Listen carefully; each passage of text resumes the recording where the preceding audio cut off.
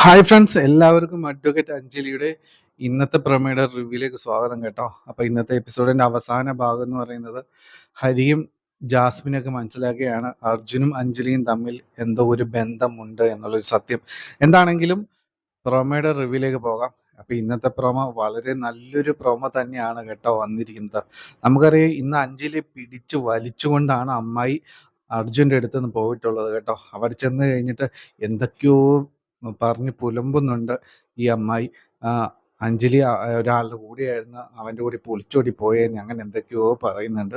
അഞ്ജലി ആണ് ദേഷ്യം വന്നിട്ട് വാതിലടയ്ക്കുന്നുണ്ട് കേട്ടോ. എന്താണെങ്കിലും പ്രൊമോ തുടങ്ങുന്നതന്നെ ഈ സീനുകൾ കാട്ടിയിട്ടാണ്.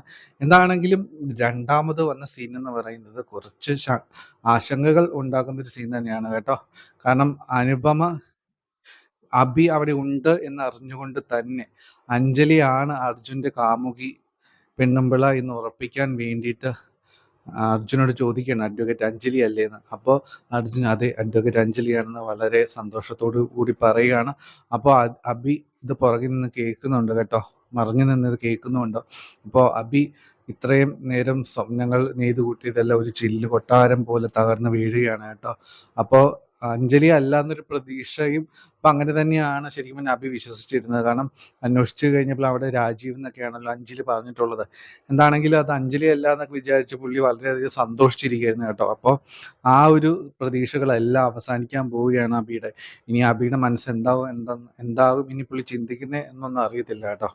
എന്താണെങ്കിലും പ്രൊമോയുടെ അവസാനം വന്ന സീന് ശരിക്കും പറഞ്ഞു കഴിഞ്ഞാൽ നമ്മളെ ഞെട്ടിച്ചു കളഞ്ഞു കേട്ടോ. അമ്മായി എത്ര ദുഷ്ടയാണെന്ന് ഞാൻ ആലോചിച്ച് പോവാണ് കേട്ടോ.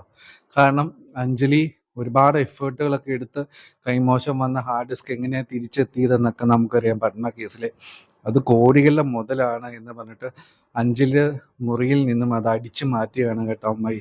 വളരെ സങ്കടമുള്ളൊരു കാര്യമാണ്. കാരണം അഞ്ജലിക്ക് ജീവിതം തന്നെ ഇപ്പോൾ പത്മ കേസുമായി ബന്ധപ്പെട്ടാണ് മുൻപോട്ട് പോയിക്കൊണ്ടിരിക്കുന്നത്. അതെല്ലാം ഈ അമ്മായി തകർത്തെറിയാണ് കേട്ടോ.